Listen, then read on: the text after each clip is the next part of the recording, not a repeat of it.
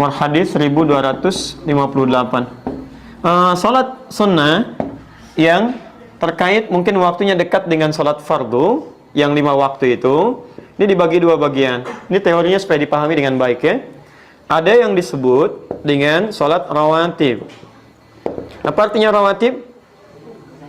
Kalau tidak tahu katakan. Baik. Apa artinya rawatib? Baik. Rawatib itu jamak dari kata ratib. Apa artinya ratib? Baik. Bukan Allahu alam. Ratib itu adalah sesuatu yang tersusun dengan rapi atau berurutan sifatnya. Tersusun berurutan atau tersusun dengan rapi. Makanya diserap ke dalam bahasa Indonesia menjadi tertib. Tertib kan berurutan, rapi. Ada salat-salat sunnah yang waktunya tersusun rapi berurutan dengan salat fardu. Terletak sebelumnya atau setelahnya. Jumlah rawatib ini itu ada 12 salatnya. Diketahui jumlah 12 ini dari hadis riwayat At-Tirmidzi. Nama aslinya Muhammad, berasal dari Tirmidz, disebut dengan At-Tirmidzi. Nomor hadis 414 riwayat Ummu Habibah radhiyallahu taala anha. Man shalla 12 raka'atan, siapa yang salat 12 rakaat fi yaumin wa lailatin, yang mengiringi salat fardunya siang dan malam. Arba'an qabla dhuhri, 4 rakaat sebelum zuhur. Baik. Perhatikan, raka'ataini ba'daha, 2 rakaat setelah zuhur. Kemudian raka'ataini ba'dal maghrib, 2 rakaat setelah maghrib. Raka'ataini ba'dal isya, 2 rakaat setelah isya. Wa raka'ataini qabla subhi, dan 2 rakaat sebelum subuh. 2, 4, 6, 8 tambah 4, 12. Jumlahnya 12 rakaat. Siapa yang konsisten mengerjakan ini selama hidupnya, Allah, sebelum dia wafat, terus dia kerjakan sampai meninggalnya, kata Nabi, bunyalahu bihinna baitun fil jannah. Akan dibalas oleh Allah kerja kerasnya ini dengan dibangunkan satu rumah untuknya di surga. Luar biasa. Ini. Nah, Ummu Habibah ketika mendengar kalimat Nabi ini, maka berkata pada dirinya, bima ma'na, laqad azamtu nafsi alla atrukaha tula hayati. Saya nggak akan pernah tinggalkan ini selama hidup saya. Bayangkan nggak?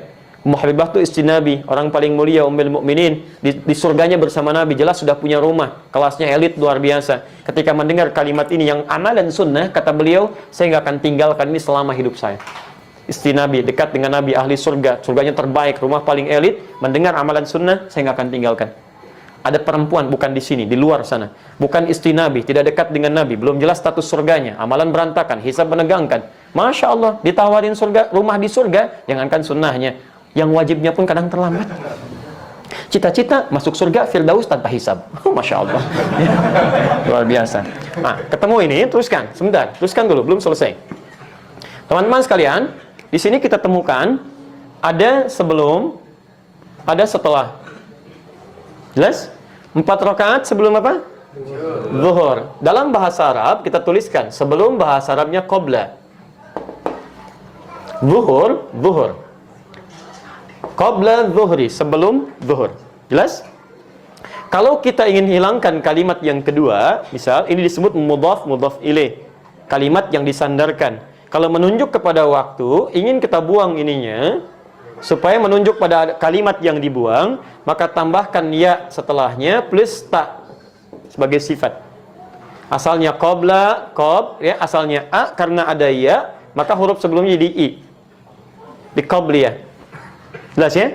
Maka kita dengar kalimat qabliyah, zuhur misalnya, itu maksudnya sebelum zuhur. Baik. Setelah, bahasa Arabnya ba'da. Setelah zuhur, ba'da zuhur. Di setelah, bahasa Arabnya apa? Ba'da. Kalau Anda sudah mengucapkan ba'da, jangan diucapkan setelah lagi. Itu 2 kata yang berulang sama. Paham ya? Kita ketemuan yuk. Kapan? Di mana? Di Masjid Indonesia. Kapan? Udah setelah ba'da asar deh. Setelah ba'da asar. Jadi kalau sudah setelah, itu ba'da. Tidak perlu menyebutkan keduanya lagi. Jelas ya? Ba'da zuhur. Hilangkan zuhurnya, muncul ya dengan ta'nya. Dikenal dengan ba'diyah. Paham sampai sini? Baik, saya simpan dulu ini. Jadi sebelum, bahasa Arabnya apa? Qabla. Setelah? Ba'da. Baik, ketemu kalimatnya. Sekarang lihat. Ini 12 rawatib disebut apa? Rawatib. Kenapa disebut rawatib? Karena susunannya teriring langsung dengan salat fardu baik sebelum atau setelahnya, dan punya fungsi melengkapi sholat fardu. Jadi yang kurang di sholat fardu dilengkapi oleh ini. Nah, ada sholat ini di luar yang ini yang rawatib disebut dengan mutlak. Mutlak, sifatnya ditunaikan, terdiri dari dua waktunya. Satu, ada yang memang berdekatan dengan sholat fardu, tapi dia tidak punya fungsi menyempurnakan sholat fardu. Fungsinya fungsi sendiri, terpisah dari yang fardu. Cuman waktunya berdekatan. Contoh, asar. Kenapa? Baru kerasa ya gedenya biaya transfer beda bank kalau udah transfer berkali-kali. Makanya, cobain transfer beda bank gratis pakai Flip. Caranya? Pilih menu transfer, lalu pilih rekening bank. Sebentar, emang bisa ke BCA? Oh, tenang. Pakai Flip, kakak bisa transfer gratis ke lebih dari 100 bank di Indonesia. Nah, klik tambah tujuan baru, lalu pilih bank tujuan. Sekarang, masukkan nomor rekening. Pastikan nama pemilik yang muncul sudah sesuai. Lalu, masukkan nominal transfer. Bila perlu, tambah keterangan di kolom catatan transfer. Sebelum lanjut, periksa lagi rincian transaksi kakak. Kemudian, pilih metode pembayaran yang akan kakak gunakan. Sekarang, tinggal transfer ke rekening Flip yang tertera di layar. Jangan sampai ketinggalan ya kode uniknya. Emang kode unik itu untuk apa sih? Buat verifikasi transaksi kakak. Tenang, kode unik yang sudah ditransfer akan dikembalikan ke akun kakak. Udah transfernya? Udah dong. Jangan lupa konfirmasi ya dengan menekan tombol "Saya sudah transfer". Kakak akan menerima bukti transfer setelah transaksi berhasil. Selesai deh, gampang kan? Banget, aku jadi lebih hemat. Transfer antar bank bebas biaya admin. Bener, makanya transfer pakai Flip.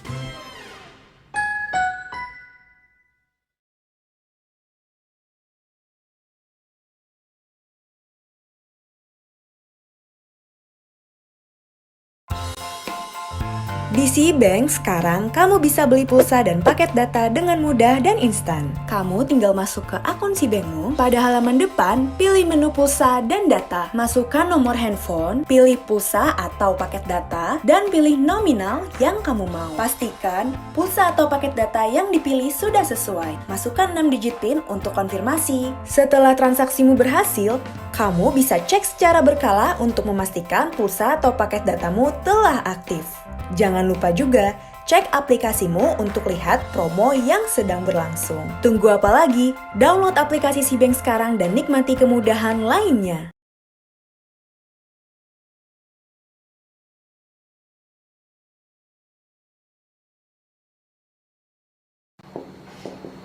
Asar ini ada sunnahnya mutlak 4 rakaat, ditemukan di Abu Daud nomor hadis 1257.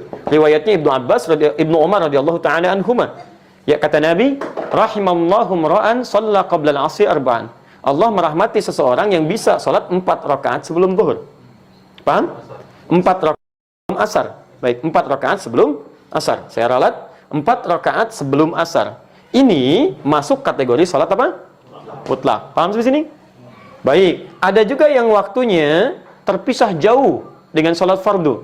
Misal tahajud, qiyamul lail, salat duha, ya salat wudu, salat tahiyatul masjid, salat di belakang makam Ibrahim. Maka ada salat yang kedua yang sifatnya terpisah jauh waktunya dari salat fardu. Di antara salat mutlak juga yang berdekatan waktunya dengan salat fardu tapi dia mutlak bukan rawatib adalah qabliyah maghrib. 2 rakaat. Dalilnya Abu Daud nomor hadis 1258. Ya, kata Nabi, lihat kalimatnya. Ya. Sallu qabla al-maghrib rak'atain liman yasha. Silahkan salat sebelum maghrib 2 rakaat bagi yang ingin. Ingat ada kalimat bagi yang ingin. Beda redaksi ini dengan salat-salat yang lainnya. Wala tattakhidhuha sunnatan, tapi jangan dibiasakan. Apa maksudnya kalimat ini? Salat 2 rakaat sebelum maghrib ini sekalipun statusnya sunnah, masuk dalam mutlak tapi tidak begitu dianjurkan oleh Nabi. Ya, karena waktunya yang sangat singkat, mepet antara adzan dengan iqamah plus dari maghrib ke isya. Kalau orang pada sholat semua maghribnya mundur mendekat kepada isya, bagi antum gak ada masalah. Bagi orang tawaf yang ada di Mekah, di sekitaran di Madinah, atau waktunya yang sangat mepet. Makanya di Arab, umumnya ketika selesai adzan, itu umumnya akan cepat langsung iqamah.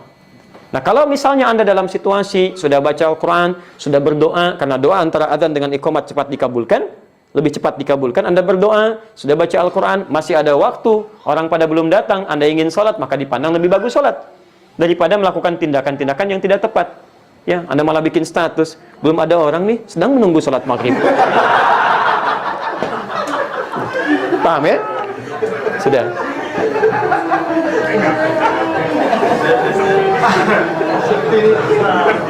Dah. Baik. Saya tanya sekarang. Sudah? Baik, saya tanya sekarang. Ya, sebelum zuhur ada sholat? Ada sholat sunnah? Apa jenisnya? Rawatib. Setelah zuhur ada sholat sunnah? Apa jenisnya? Baik, sebelum asar ada sholat sunnah? Baik, tidak ada. Yang bilang tidak ada angkat tangan? Yang bilang ada angkat tangan? Yang tidak jelas gak usah angkat. Lihat, sebelum asar ada, kan kita bahas. Apa jenisnya? Mutlak. Baik ya, sebelum maghrib ada salat sunnah? Apa jenisnya?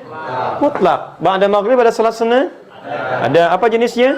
Rawatib. Masya Allah. Sebelum isya ada salat sunnah? Apa jenisnya? Kan saya nggak pernah terangkan. Bagaimana Anda bisa jawab? Saya kan belum sebutkan. Baik ya, belum. Saya nggak sebutkan. Coba lihat, ada nggak sebelum isya? Jangan pernah mengarang, karena mengarang hanya dalam pelajaran bahasa Indonesia. Ya, kalau ada dalil silakan kerjakan. Sebelum isya boleh 2 rakaat, boleh. Masuk dalam konteks mutlak.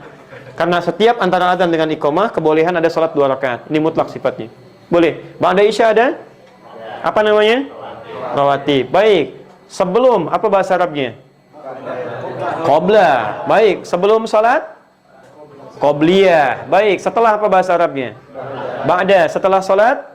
Ba'diyah. Baik. Qobliyah zuhur ada enggak? Ada. Berapa rakaat? 4 rakaat. Ba'diyah zuhur? Berapa rakaat? 2 rakaat. Baik. Qobliyah asar? Ada. Berapa rakaat? 4 rakaat. Apa jenis qobliyahnya? Mutlak. Jelas? Sebelum zuhur apa jenis qobliyahnya? Rawatib. Di sini seringkali orang keliru menduga bahwa kalau disebutkan qobliyah itu yang dimaksud rawatib. Ini sering keliru di sini. Sehingga ketika disebutkan nggak ada qobliyah asar. Ada qobliyah asar, yang nggak ada itu rawatib sebelum asar. Jelas ya? Qobliyah asar ada, jenisnya disebut dengan mutlak. Di qobliyah itu nama umum bagi setiap sholat yang ditunaikan sebelum sholat fardunya. Jenisnya bisa mutlak, bisa rawatib. Paham sampai sini?